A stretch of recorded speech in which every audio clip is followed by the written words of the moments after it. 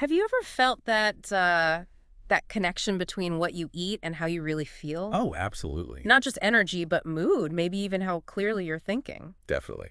And today we're diving into a pretty amazing story and some surprising science behind it. Yeah, how specific foods, sensitivities, and really intentional eating can make a huge difference way beyond weight. It touches everything.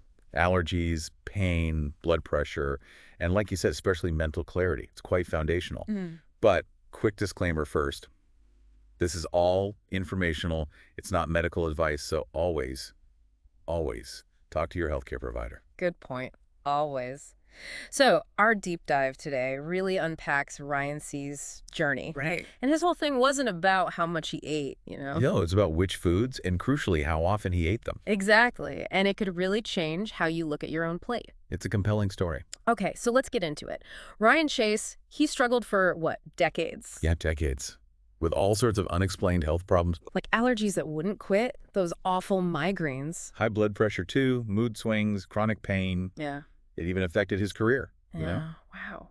And doctors couldn't quite pinpoint the cause. They offered treatments, sure, but that underlying feeling of just not being well, it just lingered. So frustrating. And that's when he became his own food detective. Pretty much.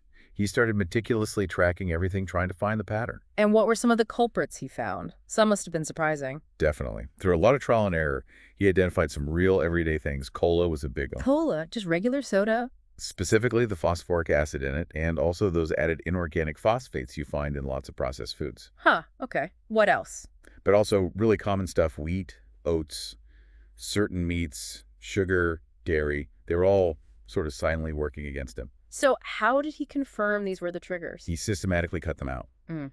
and shifted towards a more plant-based approach. And the results. Profound. His symptoms started reversing. Blood pressure normalized, pain went away, allergies cleared up. And the mental clarity you mentioned? Astonishingly better, by his account. His big insight. Gut health is whole body health. It makes sense when you put it like that, but what's the science behind why these changes worked so well, especially for his mood and focus? Okay, this is where it gets really interesting. It ties directly into the gut-brain axis. Ah, the gut-brain connection. Heard a lot about that. So get this.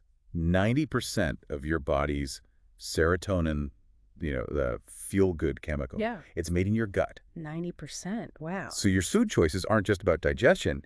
They directly impact your mood, your focus. So inflammation plays a role too. Exactly. Low-grade inflammation, often triggered by these food sensitivities, seems to directly affect nerve health. And those phosphates you mentioned. Yeah, the phosphoric acid and inorganic phosphates.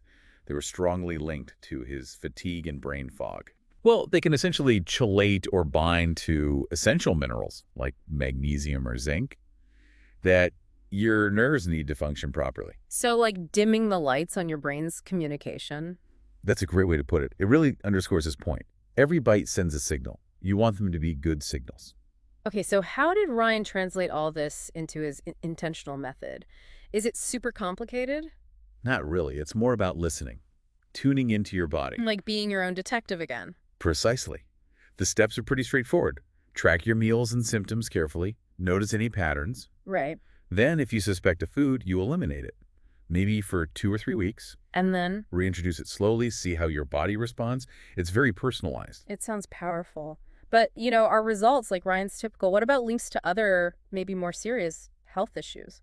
Well, Ryan's story really highlights something important that science is exploring more and more. Wait. How diet links to a whole range of disorders, including mental health. There's emerging insight suggesting conditions like learning disabilities, ADHD, depression, anxiety, maybe even autism. Really? Linked to the gut? They may be linked to gut dysfunction, often stemming from diets that aren't quite right for the individual, leading to that chronic low-grade inflammation. So finding the right diet could potentially help manage symptoms. It seems that way for some.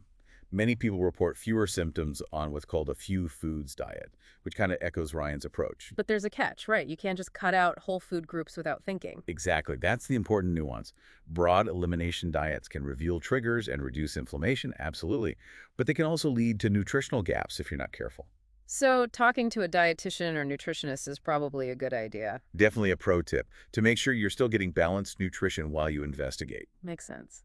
And Ryan's practical tips are quite accessible, aren't they? Very.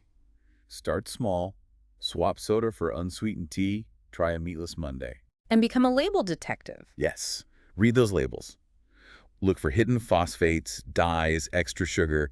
It's often surprising where they pop up. His mantra really resonates. Feel your body talking, give it time, but don't ignore the whispers. It's about paying attention. So, wrapping this up, what's the big takeaway?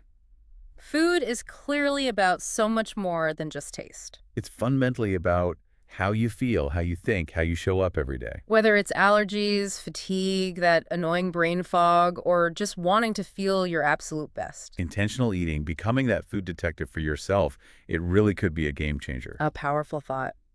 And maybe leave you with this. Ryan often quotes, "If you want something in your life you've never had, you'll have to do something you've never done."